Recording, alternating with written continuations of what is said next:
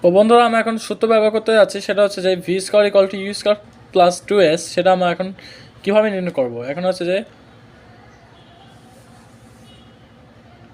V equal to u plus এটি whole স্কোয়ারে এখানে আমার দিব, ঠিক আছে।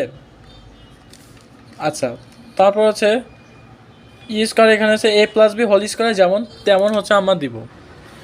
এখানে হচ্ছে যে ইউ, এখানে হচ্ছে ইউ স্কোয়ার প্লাস 2u এটি প্লাস এটি হোল স্কোয়ার, যেমন a square a plus b whole square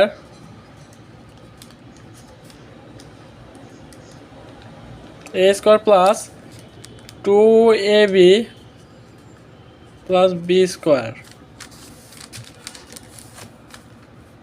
তারপর হচ্ছে যে এখানে হচ্ছে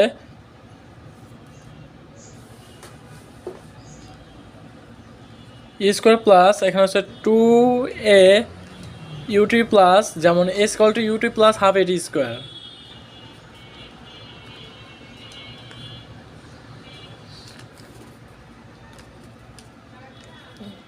ই square plus 2as v square equal to u square plus 2as। এটা ফিজিক্সের ক্ষেত্রে অনেক সময় আসে, প্রুফড। আবার আরেকটা সূত্র আছে, সেটা হচ্ছে s equal to u t plus half a t whole square u plus v by two u plus a t, যেমন v equal to u plus a t square. এখানে হচ্ছে যে 2u প্লাস এটি whole a t by square 2a plus এটি whole square. এখানে হচ্ছে যে 2ut plus এটি whole square.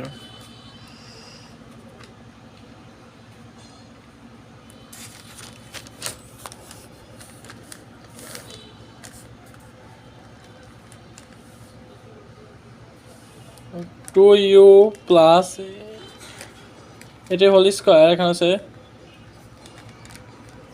T u t plus half a t square equal to u t plus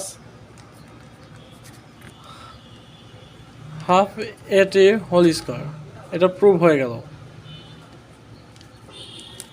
বন্ধুরা। দেখতে পারলে এখন হচ্ছে তোমরা এভাবে নির্ণয় করতে পারবে এবং তোমরা এভাবে নির্ণয় করতে পারবে, ঠিক আছে।